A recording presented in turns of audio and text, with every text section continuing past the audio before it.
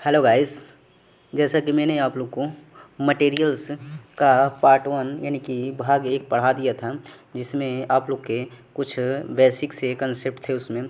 अब इसमें चलिए हम क्वेश्चन नंबर 10 से स्टार्ट करते हैं और आप लोग को बताते हैं। गाइस, ये वीडियो आरआरबी एएलपी में और आरआरबी जेईई और आरआरबी ग्रुप डी में ये सारे पूछे गए क्वेश्चन हैं, आप लोग नीचे देख सकते हैं। इसमें कुछ कहने वाली बातें नहीं, ये सारा आपका नीचे दर्शाया गया है। तो चलिए इसमें आप लोग को क्वेश्चन नंबर 10 से स्टार्ट करते हैं।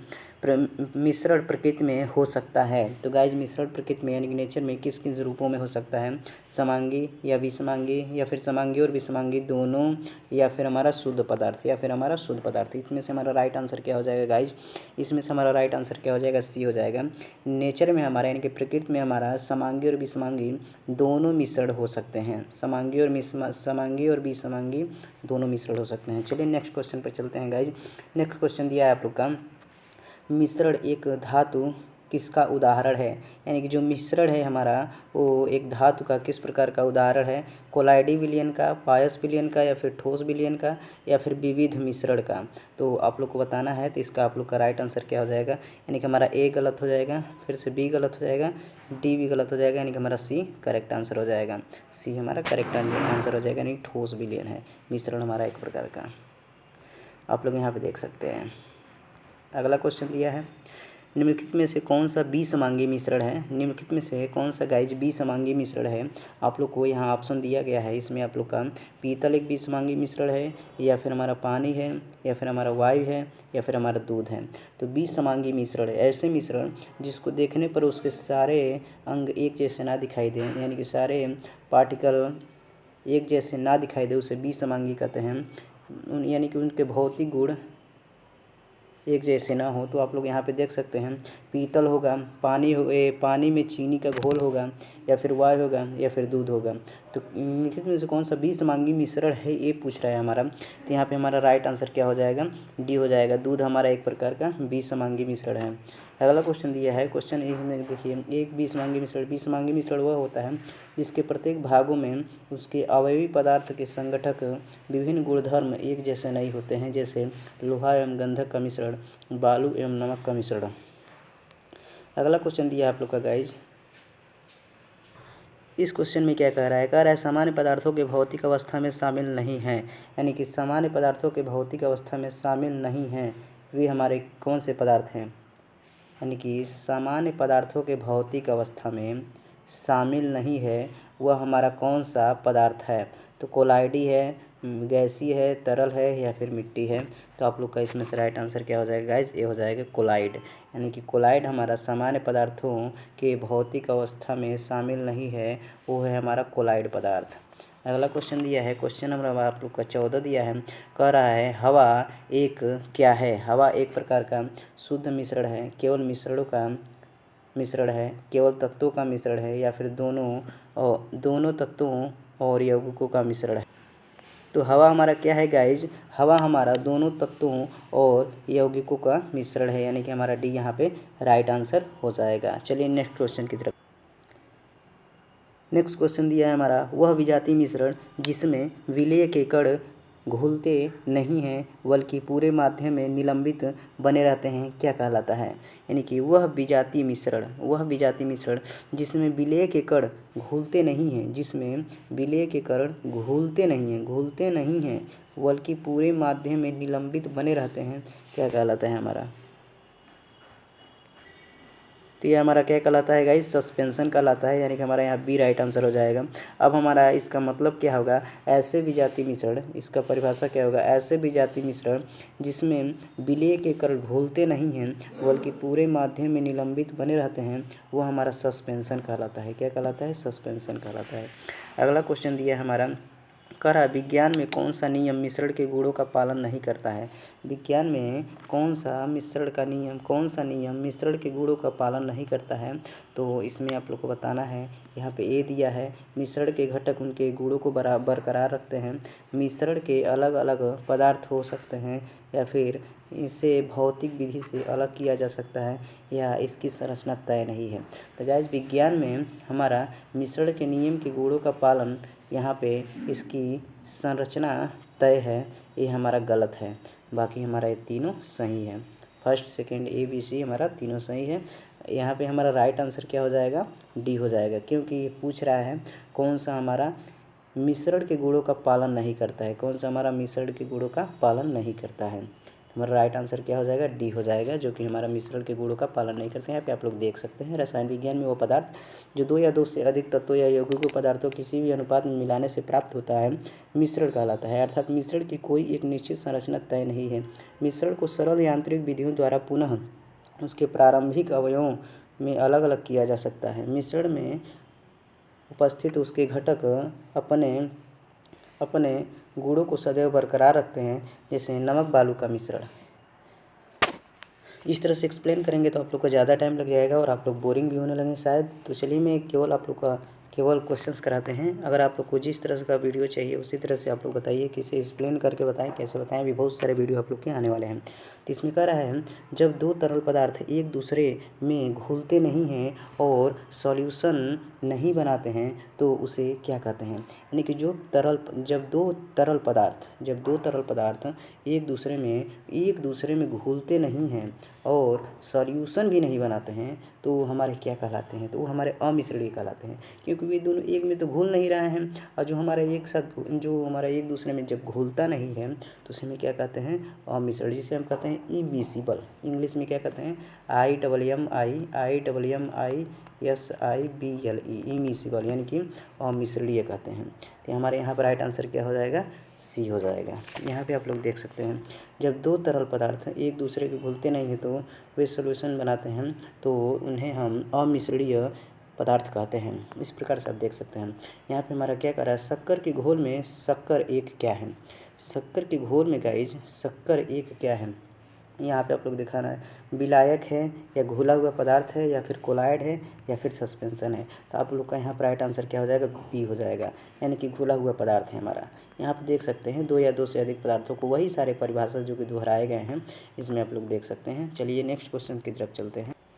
नेक्स्ट क्वेश्चन क्या कह रहा है गाइज, एक यौगिक नहीं है, यानी कि इनमें से हमारा कौन सा एक यौगिक नहीं है। यौगिक का मतलब हमारा क्या होता है गाइज, ऐसे 2 तत्व जिनको समान अनुपात में मिलाया जाता है, समान अनुपात में मिलाया जाता है, उसे हम क्या कहते हैं, यौगिक कहते हैं। इसमें आप लोग देख सकते हैं इसमें क्या कह रहा है, इसमें आप लोग का लेड है या चाक है, हाइड्रोजन सल्फाइड या सल्फर डाइऑक्साइड है। तो इनमें से हमारा कौन सा एक यौगिक नहीं है। तो आप लोग का इसमें जो लेड है, सीसा, वो हमारा एक प्रकार का यौगिक नहीं है। इसका परिभाषा देखिएगा जी, यौगिक को समझना बहुत बड़ी बात है।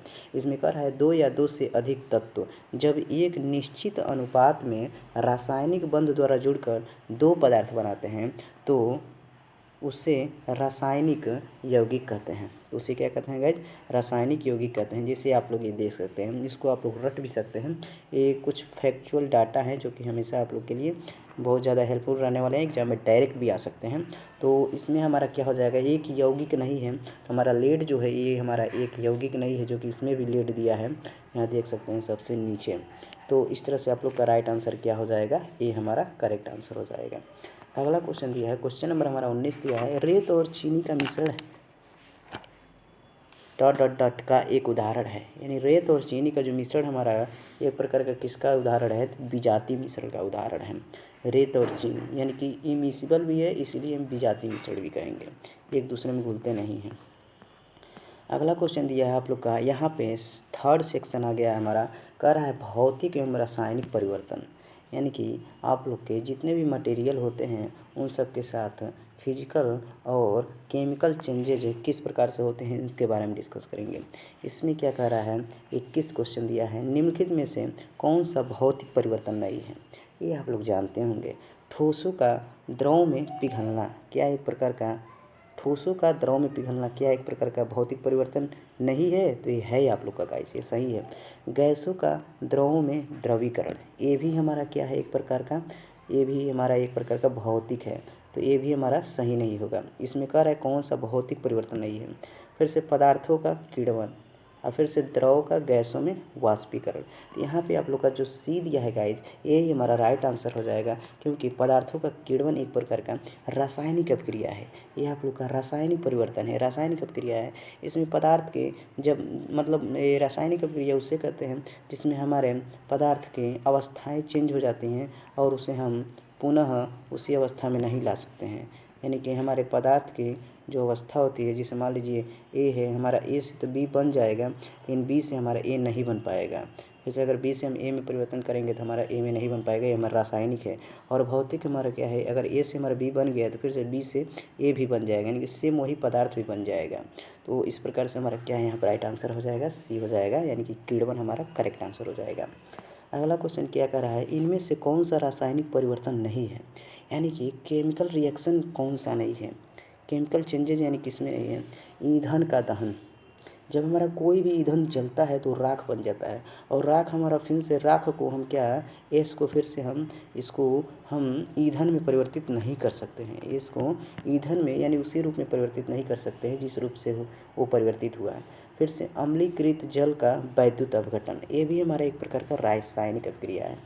फिर से कह रहा है ऑक्सीकरण या लौह में जंग लगना, ये भी हमारा एक प्रकार का ऑक्सीकरण क्रिया है। प्लेटिनम तार का जलना, तो इसमें आप लोग का क्या कह रहेगा, इस रासायनिक परिवर्तन नहीं है तो अम्लीकृत जल का वैद्युत अपघटन, हाँ गाइस सॉरी आप लोग का भी यहाँ पर राइट आंसर होगा, क्योंकि अम्लीकृत जल का वैद्युत अपघटन कैसे होता है, यहाँ चलिए आप लोग को बताते हैं।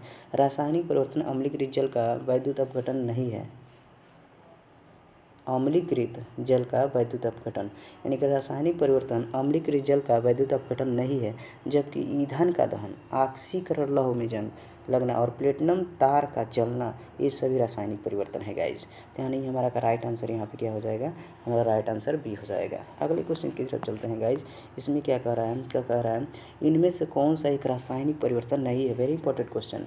रासायनिक परिवर्तन नहीं है, रासायनिक परिवर्तन का मतलब हमने यही बताया, अगर कोई हमारा मटेरियल अगर ए है, यानी कि रासायनिक परिवर्तन किसे कहते हैं, अगर ए है हमारा बी में चेंज हो जा रहा है लेकिन फिर से बी हमारा ए में चेंज नहीं हो रहा है, तो इसे हम रासायनिक अपक्रिया कहते हैं। और सेम टू सेम इसके उल्टा, अगर हमारा ए है और हमारा बी में परिवर्तन हो जा रहा है और हमारा बी में परिवर्तन, तो इससे भौतिक रासायनिक परिवर्तन कहेंगे, भौतिक परिवर्तन कहेंगे। तो हमारा इसमें क्या कर रहा है, इनमें से कौन सा एक रासायनिक परिवर्तन नहीं है, तो रासायनिक परिवर्तन नहीं है तो देखिए इसमें क्या कर रहा है, मक्खन का खट्टा होना, क्या एक प्रकार का ये रासायनिक परिवर्तन नहीं है गाइस, यह एक प्रकार का रासायनिक परिवर्तन नहीं है, ये हमारा करेक्ट आंसर है। CO2 से सूखी बर्फ बनना, ये हमारा भौतिक, क्या हमारा ये भी हमारा रासायनिक परिवर्तन है गाइस। हमारा यह जो दिया है मक्खन का खट्टा होना, ये हमारा रासायनिक परिवर्तन है गाइज, मक्खन का खट्टा होना रासायनिक परिवर्तन है। CO2 से सूखी बर्फ बनना, ये भी हमारा क्या है, ये हमारा भौतिक परिवर्तन है। एक प्लेटिनम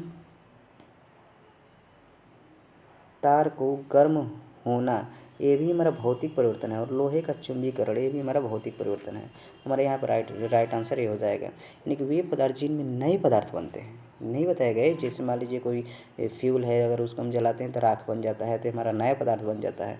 वे पदार्थ जिनमें नए पदार्थ बनते हैं वे रासायनिक परिवर्तन कहलाते हैं। यह एक अनुत्क्रमणीय प्रक्रिया है, रासायनिक परिवर्तन के बाद पदार्थ वापस उसी मूल पदार्थ में परिवर्तित नहीं हो पाते हैं, इसलिए इसके उदाहरण है हमारे मक्खन का खट्टा होना, कागज़ का जलना, लोहे में जंग लगना, ये सारे हमारे इसके उदाहरण हैं, रासायनिक परिवर्तन के उदाहरण हैं। तो इसे में रट लेना है गाइस, मक्खन का खट्टा होना, कागज़ का जलना तो मतलब ये सिंपल सी चीज़ है, इसको आप लोग जान ही सकते हैं। फिर से लोहे में जंग लगना, ये सारे हमारे रासायनिक परिवर्तन हैं। यानी कि CO2 जब तक हमारा लोहे पे जंग कैसे लगता है गाइज, हमारा H2O जब H2O प्लस ऑक्सीजन का जब तक रिएक्शन नहीं होगा तब तक हमारा लोहे में जंग नहीं लगेगा। तो यानी कि लोहे के जंग लगने का मुख्य कारण हमारा क्या है गाइज, वाटर है और हमारा ऑक्सीजन है, वाटर और ऑक्सीजन हमारा इसका मुख्य कारण है। अगला क्वेश्चन पे चलते हैं। अगला क्वेश्चन क्या दिया है गाइज, अगला क्वेश्चन क्या कह रहा है, लोहे में जंग लगना इनमें से किसका सामान्य उदाहरण है। तो लोहे में जो जंग लगता है गाइज वो हमारा रासायनिक परिवर्तन है, अभी आप लोग को बताया है, इस पे टाइम व्यर्थ करने से कोई फ़ायदा नहीं है। क्या कर रहा है, इनमें से कौन सा रासायनिक परिवर्तन का उदाहरण है, रासायनिक परिवर्तन का उदाहरण है आप लोग को बताना है गाइज। तो इसमें आप लोग का राइट आंसर क्या हो जाएगा, निष्क्रियकरण। चलिए हम इसकी डिफिनीशन को बताते हैं। वह परिवर्तन जिसमें एक अथवा एक से अधिक नए पदार्थ बनते हैं, यानी कि वह परिवर्तन जिसमें एक या अथवा एक से अधिक नए पदार्थ बनते हैं रासायनिक परिवर्तन कहलाते हैं। रासायनिक परिवर्तन को रासायनिक अभिक्रिया कहते हैं। निष्क्रियकरण यानी कि उदासीनीकरण एक प्रकार का रासायनिक परिवर्तन है। किसी अम्ल और किसी क्षार के बीच होने वाली अभिक्रिया हमारी उदासीनीकरण प्रक्रिया कहलाती है। इस प्रक्रम में हमारा ऊष्मा के निर्मुक्त होने के साथ साथ लवण और जल भी बनते हैं। जैसे NaCl और प्लस NaOH यानी कि अम्ल और क्षार जब मिलते हैं तो लवण और जल का निर्माण करते हैं। जब भी आपके अम्ल और क्षार मिलेंगे तो हमारे लवण और जल का निर्माण करेंगे। तो इस तरह से आप लोग देख सकते हैं। इसके उदाहरण ऊर्ध्वपातन, क्रिस्टलीकरण अथवा आसवन भौतिक परिवर्तन के उदाहरण हैं।